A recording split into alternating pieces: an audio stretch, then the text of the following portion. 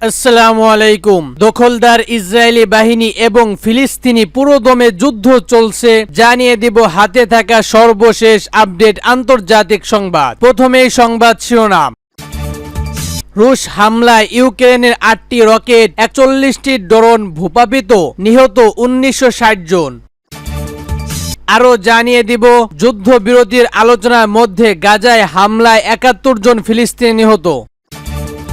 আরো জানিয়ে দিব হিজবুল্লাহর সঙ্গে পাল্টাপাল্টে হামলা, ইসরায়েলের জরুরি অবস্থার ঘোষণা। আরো জানিয়ে দিব হিজবুল্লাহর কাছে হেরে গেল ইসরায়েল।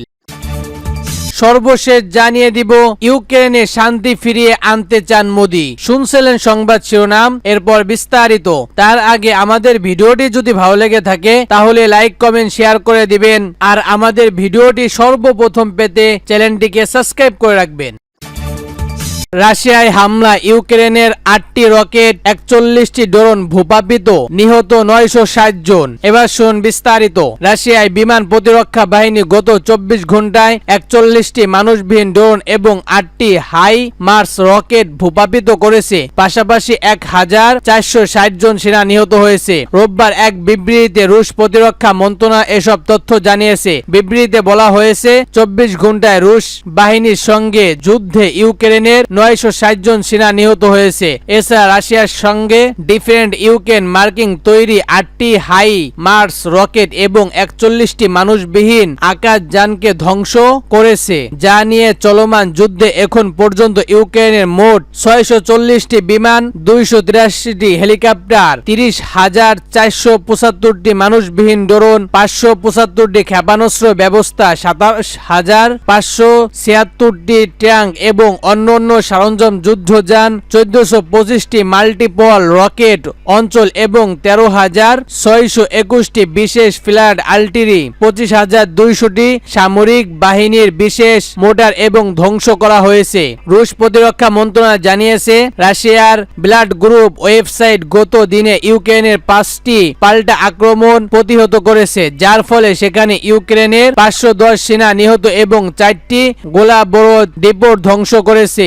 অন্যদিকে রাশিয়ার ব্লাড গ্রুপ সেন্টেন্স দক্ষিণ ইউনিটগুলো গত দিনে শত্রুর প্রতিরক্ষায় গভীর আক্রমণ আনে, যার ফলে শত্রুরা এই দুই অঞ্চলে ১১৩০ জনের বেশি সেনা হারায়। এছাড়া রাশিয়ার ব্লাড গ্রুপ সেন্টেন্স দায়িত্ব থাকা এলাকা এবং ভয়ানক সিভির ও ডিভেভ এলাকায় ইউক্রেনের ৩২০ জন সেনা নিহত হয়েছে, সূত্র তাজ নিউজ এজেন্সি। আরো জানিয়ে দিব যুদ্ধবিরতির আলোচনার মধ্যে গাজায় হামলায় ৭১ জন ফিলিস্তিনি নিহত।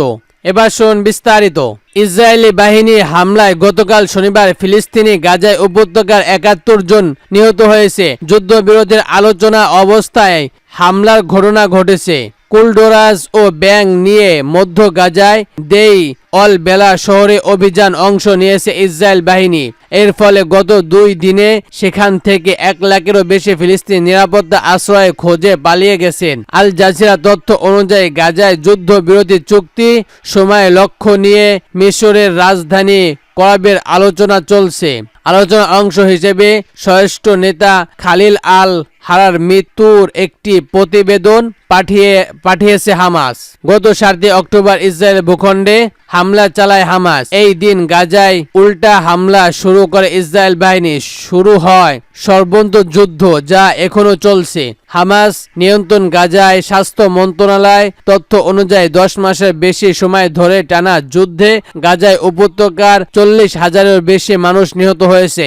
আহতর সংখ্যা ৯৩,০০০ ছাড়িয়েছে। ৭ অক্টোবর ইসরায়েল ভূখণ্ডে হামাসের হামলায় নিহত হয়েছে ১,২৩৯ জন। এ তথ্য ইসরায়েল প্রশাসন। হিজবুল্লাহর সঙ্গে পাল্টাপাল্টে হামলা, ইসরায়েলের জরুরি অবস্থার ঘোষণা। এবার শুন বিস্তারিত। ইসরায়েল বাহিনী ও লেবাননের হিজবুল্লাহ গোষ্ঠীর মধ্যে পাল্টাপাল্টে হামলার ঘটনা ঘটছে। উদ্ভট পরিস্থিতিতে ৪৮ ঘন্টার জন্য ইসরায়েলের জরুরি অবস্থা জারি করা হয়েছে। আজ রোববার এক বিবৃতিতে হিজবুল্লাহ জানান, গত জুলাই মাসে শেষ দিকে সংগঠনের কমান্ডার ফুয়াদ শোকের মৃত্যুর বদলা নিতে হামলা ইসরায়েলের বিরুদ্ধে ক্ষেপণাস্ত্র ছুড়ছে। এর মধ্যে দিয়ে হামলার প্রথম পর্যায় সম্পন্ন হয়েছে। বিবৃতিতে আরও বলা হয়েছে, ইসরায়েলের 11টি সামরিক ঘাঁটিতে ও ব্যাপক নিশানা করে 320টির বেশি রকেট ছুড়েছে হিজবুল্লাহ। এর মধ্যে রেমন ঘাঁটি সহ অধিকাংশ গোলাবরদ মালভূমি 4টি সামরিক স্থাপনা রয়েছে। এর আগে আজ সকালের দিকে লেবাননের দক্ষিণ অঞ্চলে ব্যাপক বিমান হামলা চালান ইসরায়েল বাহিনী। ইসরায়েলের জানান, হিজবুল্লাহ হামলার প্রতি নিশ্চিত এমন তথ্য পেয়ে তারা আগের ভাগে হামলা চালিয়েছে। লেবাননের রাজধানী বেইরুত থেকে আল জাজিরার সংবাদ মাধ্যম জানাচ্ছে যে ইসরায়েলে হামলার বেশিরভাগ লক্ষ্যবস্তু ছিল সীমান্ত এলাকা। 120 কিলোমিটার সীমান্তবর্তী সবচেয়ে 5 কিলোমিটার ভেতরে হামলা হয়েছে। ইসরায়েল প্রতিরক্ষা মন্ত্রী ইবেন গ্ল্যান্ট প্রবৃদ্ধ 48 ঘন্টার জন্য ইসরায়েলের জরুরি অবস্থায় ঘোষণা দিয়ে বলেছেন দেশটির সংবাদ মাধ্যম। ইসরায়েলের বেন শোয়াক বিমানবন্দর বন্ধ করে দেওয়া হয়েছে। বিভিন্ন গণমাধ্যমে খবর বলা হয়েছে, হিজবুল্লাহ হামলায় ইসরায়েলের উত্তর অঞ্চলের লোকজনের আহত হওয়ার ঘটনা ঘটেছে। এছাড়া ইসরায়েলের বিভিন্ন শহরে বোমা হামলার সময়কার আশ্রয়কেন্দ্র খুলে দেওয়া হয়েছে। আরো জানিয়ে দিব, হিজবুল্লাহর কাছে হেরে গেল ইসরায়েল। এবার শুনুন বিস্তারিত।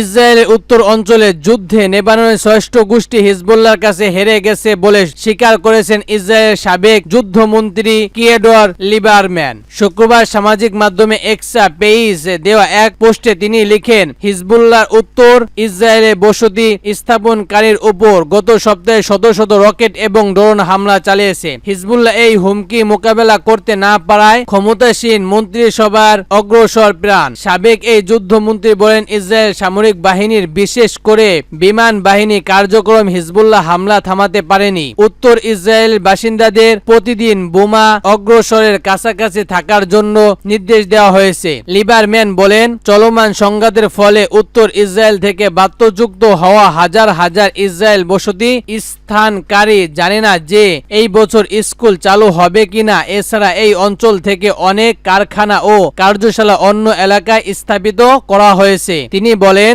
বর্তমান ইসরায়েলি প্রশাসনের জন্য উত্তর অঞ্চলের চ্যালেঞ্জের কঠিন, ফলে তাদের ক্ষমতা থাকার কোনো অধিকার নেই। এদিকে ইসরায়েল চ্যালেঞ্জ ডুয়েট পরিচালক সম্প্রতি এক জমতে দেখা যায় শতকরা 75% বসতি স্থানকারী বিশেষ করে যে উত্তর ইসরায়েল নেতানিয়াহু সরকারের যুদ্ধ পরিচিত ছিল খুবই দুর্বল। সূত্র ইরনা।